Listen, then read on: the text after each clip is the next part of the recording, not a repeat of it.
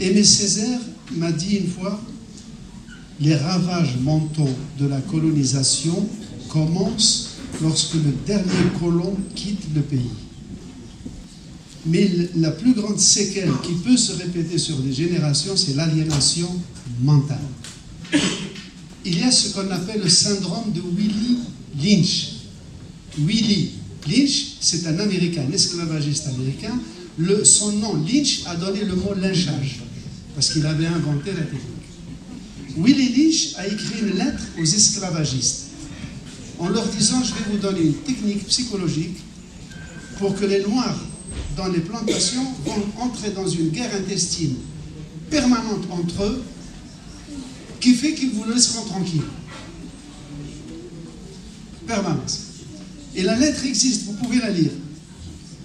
D'abord, fabriquer une race de métis, de mulâtres, qui vont être l'intermédiaire entre l'esclavagiste et le noir de la plantation.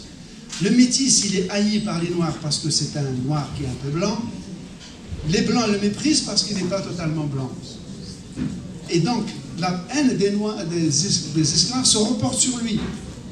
Et en même temps, Wichilis conseille de favoriser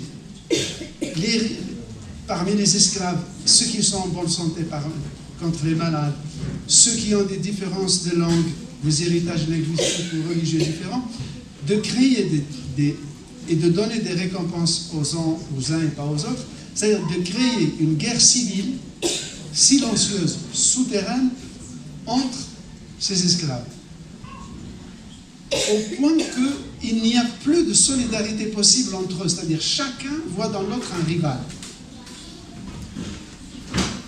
Et on trouve ça chez la plupart des peuples colonisés, qui sont incapables d'admirer l'un de chez eux, de le valoriser ou de l'admirer.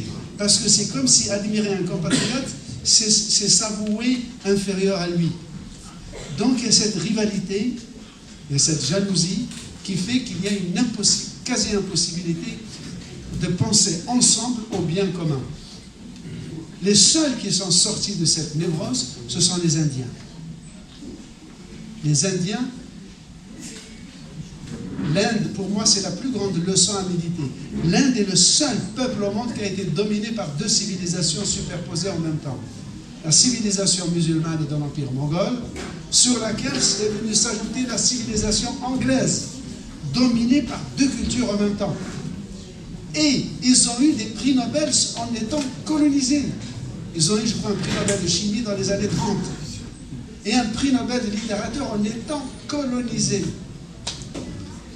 Et regardez maintenant, à part ce régime d'extrême droite qui fait une politique d'islamophobie d'État monstrueuse, l'Inde a réussi, jusqu'à ce maudit, à considérer les héritages coloniaux, entre guillemets, comme faisant partie de l'histoire indienne.